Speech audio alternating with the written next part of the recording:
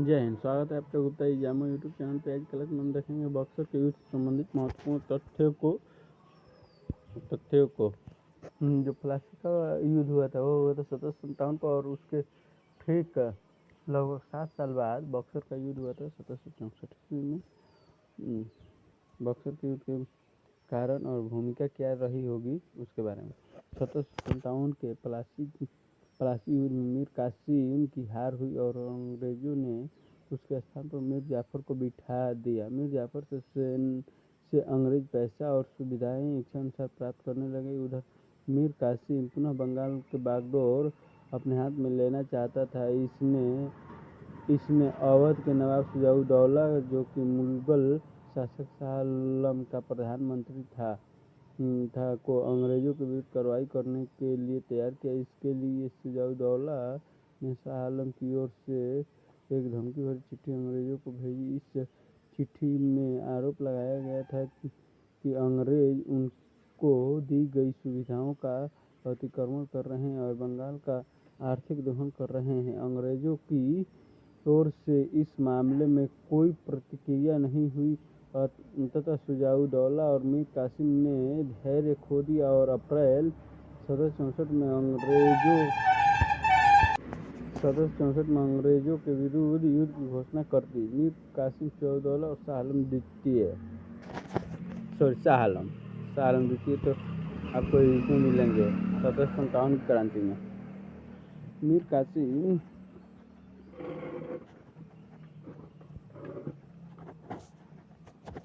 मीर कासिम अवध के नवाब शुजाउद्दौला और सम्राट शाह आलम से संधि कर बंगाल पर अधिकार के लिए पटना पहुंचा। सम्मिलित सेना के आगमन की सूचना पाकर अंग्रेजी सेना के प्रधान घबरा गया। शुजाउद्दौला के सैनिकों की संख्या 1.5 लाख थी, जिसमें 40,000 लड़ाई के योग्य थे। शेष संख्या भीड़ मात्र ही थी। सम्राट शाह आलम और मीर कासिम के पास अपनी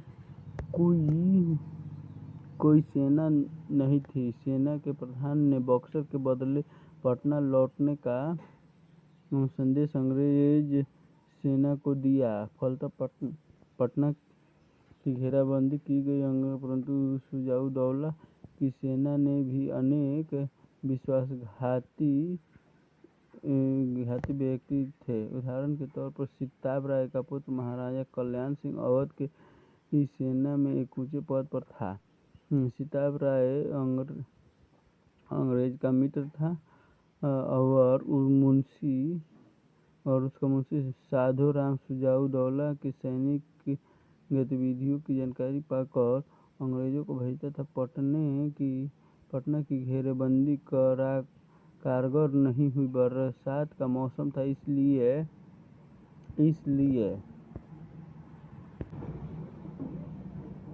इसलिए पटना के बदले शुजाउद्दौला ने बक्सर में ही बरसात बिताने का निश्चय किया।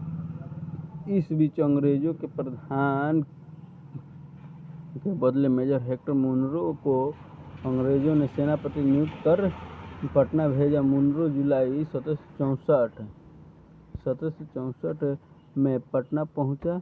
उसे भय था कि देर होने पर मराठों और अफगानों का सहयोग पाकर शुजाउद्दौला अंग्रेजों को पराजित कर सकता है, इसलिए मुनरो ने जल्द युद्ध का निर्णय लिया। मुनरो के आगमन के बाद कुछ भारतीय सैनिकों ने विद्रोह किया, जिसे मुनरो ने शांत कर दिया और सभी विद्रोहियों को तोप से उड़ा दिया। मुनरो ने रोहतास के किलेदार शाहूमल को प्रलोभन देकर अपने पक्ष में मिला लिया और रोहतास पर अंग्रेजों का अधिकार हो गया। बक्सर का युद्ध। मुनरो सोन नदी पार कर बक्सर पहुंचा। 23 अक्टूबर 1764 ईस्वी को अंग्रेजों और तथाकथित 3 शक्तियों की सम्मिलित सेना के बीच युद्ध प्रारंभ हुआ।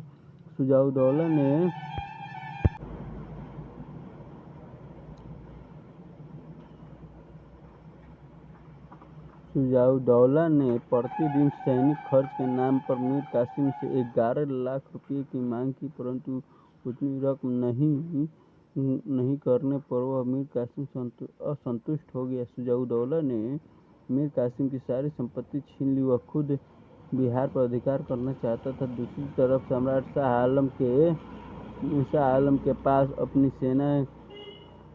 अपनी कोई सेना नहीं थी। वह स्वयं दिल्ली की गद्दी पाने के लिए सहायता का इच्छुक था और अंग्रेजों का आश्वासन पाकर अंग्रेजों के प्रति उदासीन हो गया था।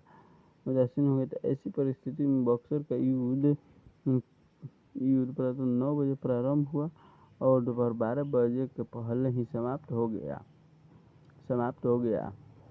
युद्ध में भयंकर गोलीबारी हुई। शुजाउद्दौला की सेना मात्र भीड़ के समान थी। अंग्रेजी तोप के सामने अवध की घुड़सवार फौज कोई काम न आ सकी। विजयी अंग्रेजों की हुई। दोनों पक्षों की ओर से काफी सेना हताहत हुई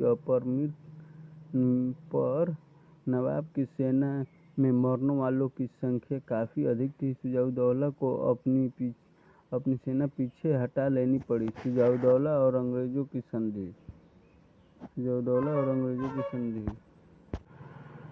बक्सर के युद्ध में मिली पराजय के बाद सम्राट शाह आलम ने अंग्रेजी सेना के साथ डेरा डाला। अंग्रेजों ने बादशाह का स्वागत किया और शुजाउद्दौला के दीवान राजा बेनी बहादुर के जरिए शुजाउद्दौला से संधि करनी चाहिए, पर शुजाउद्दौला ने संधि की बात अस्वीकार कर दी। इसलिए नवाब शुजाउद्दौला और अंग्रेजों के बीच चुनार और कड़ा इलाहाबाद के पास लड़ाई हुई। युद्ध में हार मिलने पर शुजाउद्दौला को अंग्रेजों के साथ संधि करनी पड़ी। अंग्रेजों और शुजाउद्दौला के बीच संधि करने पर राजा सिताब राय की भूमिका बहुत महत्वपूर्ण थी। शुजाउद्दौला को 60 लाख रुपये क्षतिपूर्ति के रूप में अंग्रेजों को देने पड़े। इलाहाबाद के किला और कड़ा का क्षेत्र मुगल बादशाह शाह आलम के लिए छोड़ देने पड़े। गाजीपुर और पड़ोस का क्षेत्र अंग्रेजों को देना पड़ा। एक अंग्रेज वकील को अवध के दरबार में रहने की आज्ञा दी गई और दोनों पक्ष एक दूसरे के शत्रु को अपना शत्रु समझने का आश्वासन दिया। मीर कासिम का सपना चकनाचूर हो गया। संपत्ति छीन लिए जाने के साथ शुजाउद्दौला ने उसे अपमानित भी किया। मीर कासिम दिल्ली चला गया, जहां शरणार्थी के रूप में अपना शेष जीवन अत्यंत कठिनाई में व्यतीत किया। रिजल्ट क्या हुआ बक्सर के युद्ध का? भारत के निर्णायक युद्धों में बक्सर के युद्ध का परिणाम अधिक महत्वपूर्ण माना जाता है। बक्सर का युद्ध बंगाल में तीसरी क्रांति का प्रतीक था। पहली क्रांति पलासी युद्ध से शुरू हुई और 1760 में मीर जाफर को हटाकर मीर कासिम को नवाब बनाने के साथ दूसरी क्रांति पूरी हुई। अंग्रेजों द्वारा बंगाल में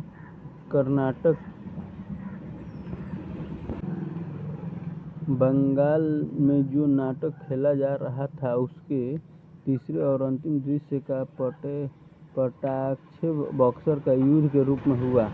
बंगाल पर अंग्रेजों का वास्तविक रूप से अधिकार हो गया और उत्तर भारत का